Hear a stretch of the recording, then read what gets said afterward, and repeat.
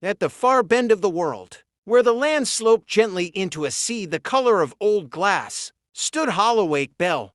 It was not a tower or a grand monument, just a weathered bronze bell hanging from a crooked wooden frame, half wrapped in salt-stiff rope. No one remembered who built it. No one rang it. And yet, every evening at dusk, it rang once on its own. Mara lived in the last house before the shore, close enough to hear the bell clearly. She had grown up with its sound, a deep, patient note that seemed to settle inside the bones. The elders said the bell marked the passing of tides, nothing more. But Mara noticed things others ignored. The evening her father sailed out and never returned, the bell rang late. The night the storm spared the village, it rang early. It never rang randomly. It rang with intention. On the evening Mara turned 19, the bell did not ring at all. The silence pressed against her ears until it felt heavier than sound. She left her house without a lantern and walked the shingle path toward the shore.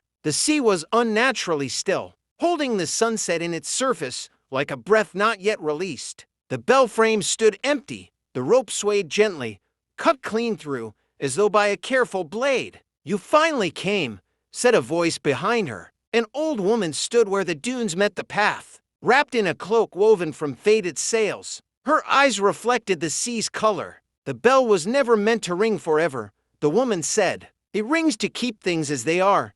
Safe, familiar." Mara understood without knowing how. "What happens if it stops?" The woman smiled, not unkindly. "Then what was lost may find its way back, and what was held at bay may finally arrive." The rope reappeared in Mara's hands, warm and humming like a living thing. The bell loomed above her, silent, waiting. She thought of her father's boat, the stories that never ended because they were never finished. She thought of the world beyond the horizon, paused as if waiting for permission. She tied the rope to the bell but did not ring it. Instead, she loosened the knot until the bell rested freely, unbound. The sea exhaled. Waves began to move again. Far out on the water, lights flickered, boats returning, or perhaps arriving for the first time. Behind her, the old woman was gone. The bell never rang again, but the world, long held in place, finally did.